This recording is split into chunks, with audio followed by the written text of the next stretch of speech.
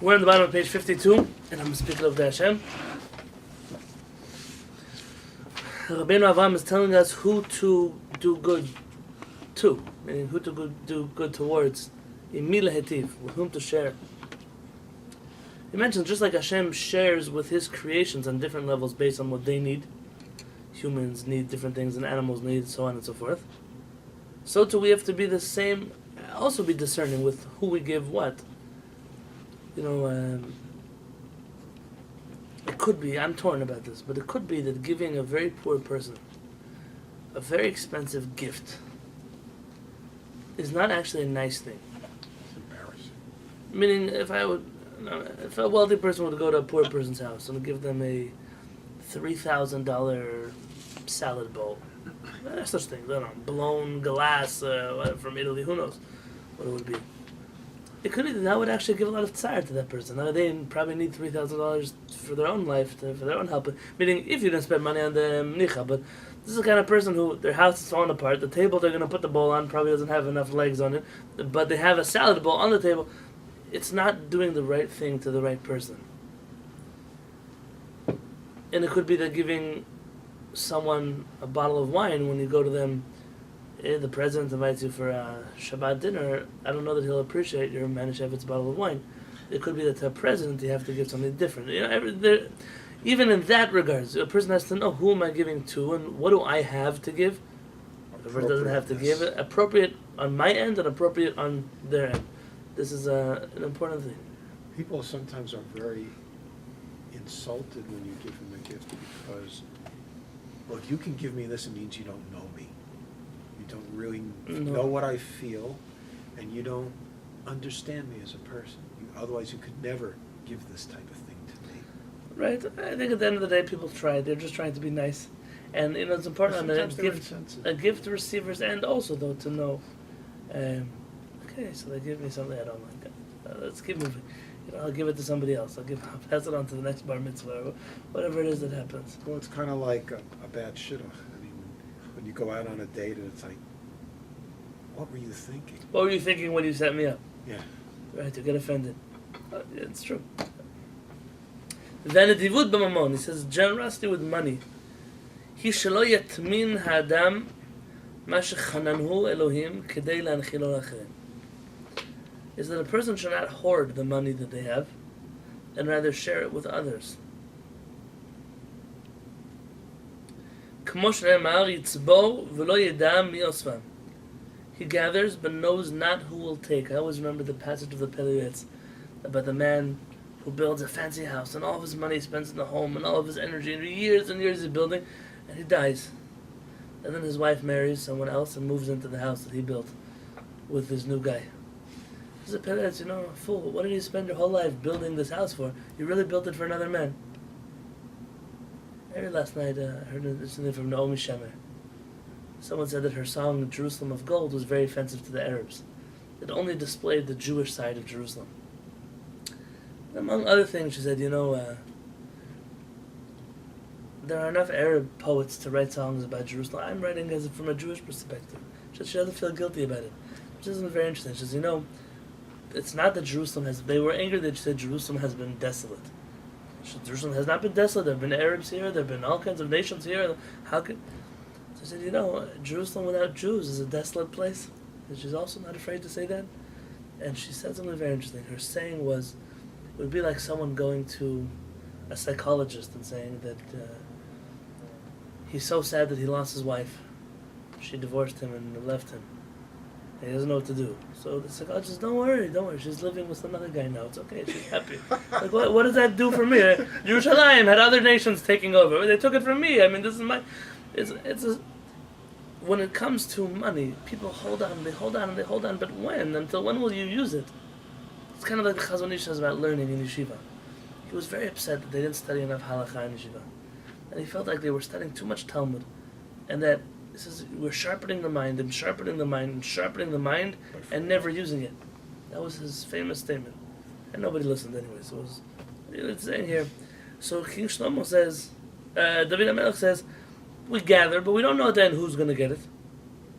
U'shlomo be'er kizeu inui va'onesh l'chotim. Shlomo Melech said that this tendency is a punishment for the sinners. V'lachoteh natan inyan le'esof v'lichnos. On page 54. To the sinner, he has given a habit of gathering and storing, but never sharing. V'lo yotzienu l'motorot chayav u'chayei mishpachto. He should not spend it on, the word he uses here is luxuries. Motorot are, luxury is not exactly the definition. Motorot are extras, unnecessary needs. It could be that luxurious things, for some people, they might be necessary. Not every person in their The root is mutar. mutar, very good. Or more correctly, from the word notar, yoter, extra, like more, which is connected to the mutar. It just it comes from the other direction. Would superfluous ever be a translation? Yeah, yeah.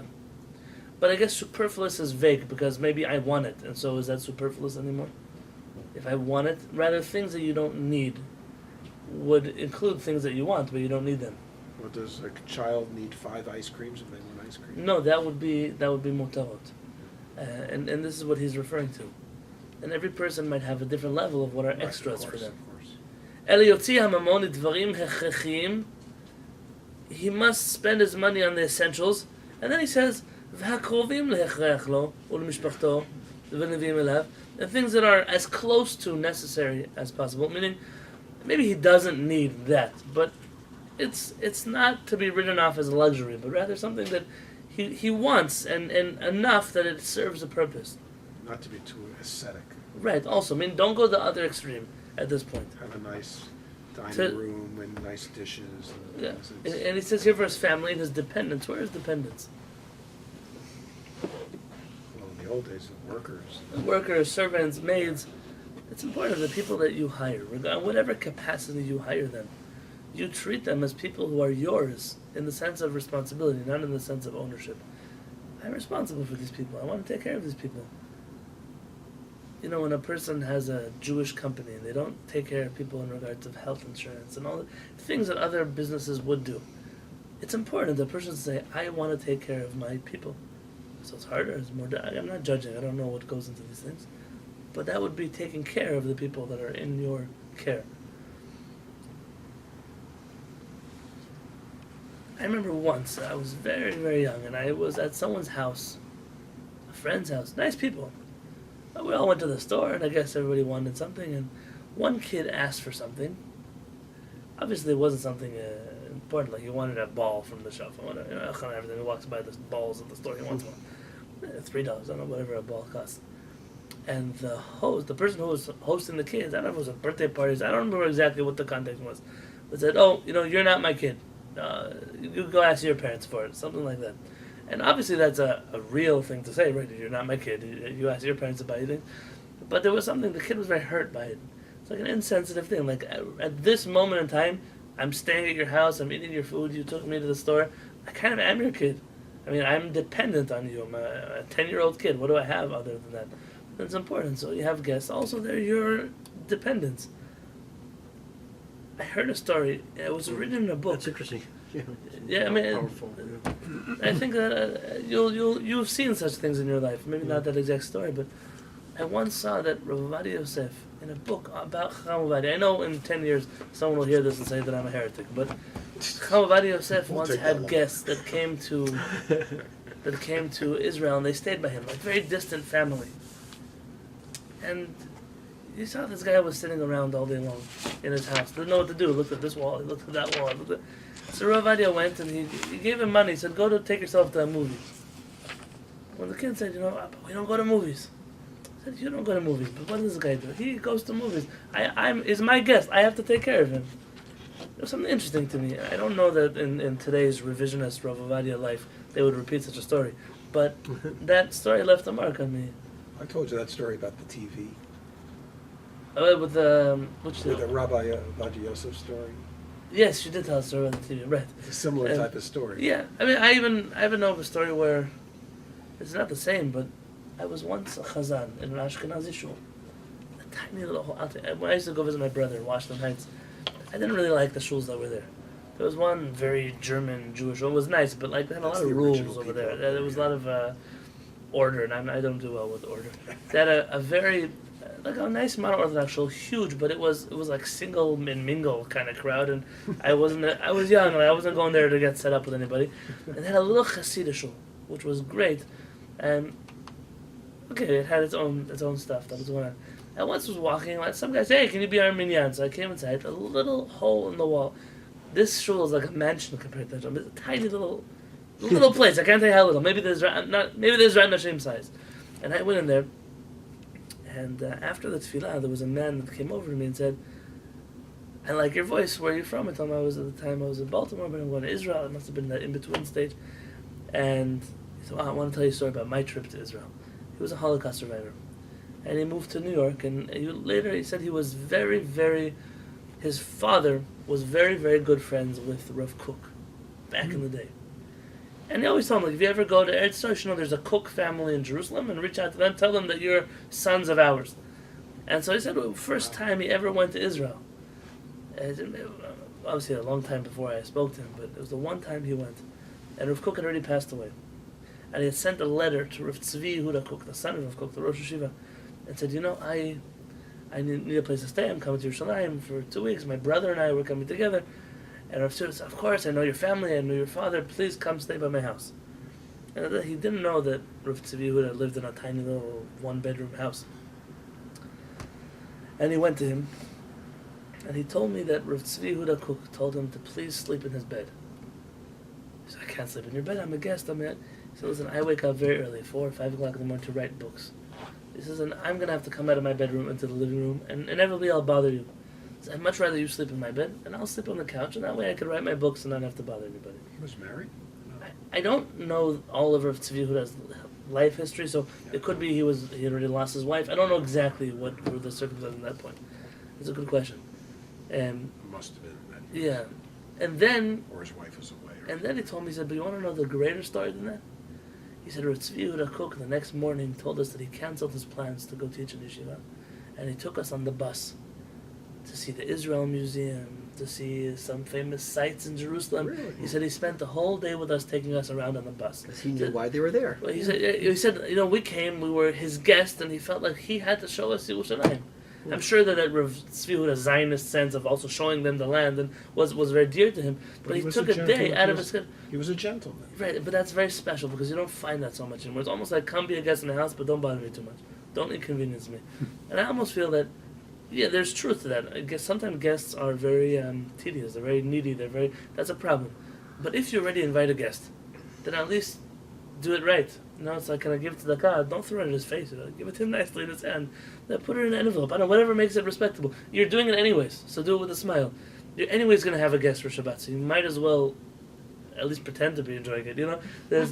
So I see people saying they're in a situation they can't get out of anyway. So in that situation, just go with it. Do whatever you need to do to get the better part of the mitzvah. And he finishes here.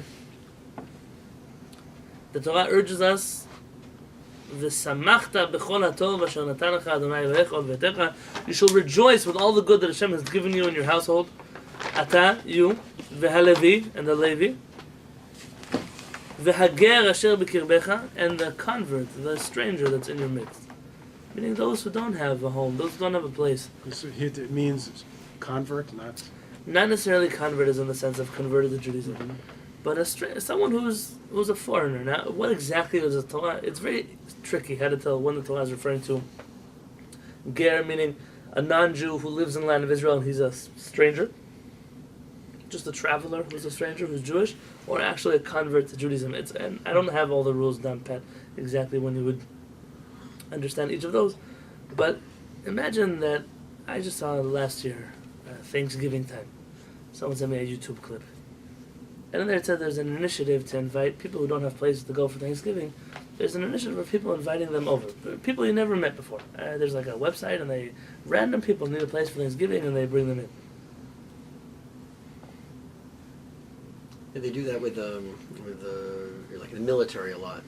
Oh, okay, very nice. So the hilarious joke about You can tell us. Sergeant Cohen or whatever. You tell us. Oh, tell the. You want to tell the joke? You tell it. You know it, right?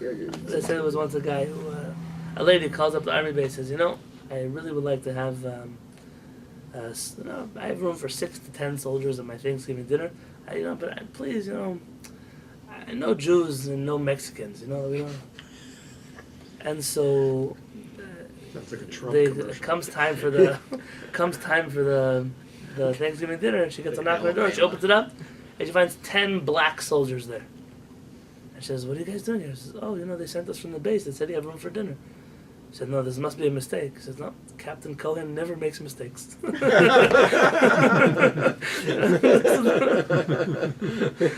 This is when you invite people in. It's Samachta b'chol tov. You have a person that doesn't have a place, and in San Diego this is very common. Not in other places. New York this is not common. In Israel this is not common. Most people live next to their families, but here you have most people don't have family. It's either in a few directions. Either their parents live on the East Coast, or their grandparents, or they're not alive anymore, or the children moved away, and the parents are now left in San Diego alone. There are all kinds of situations. Siblings.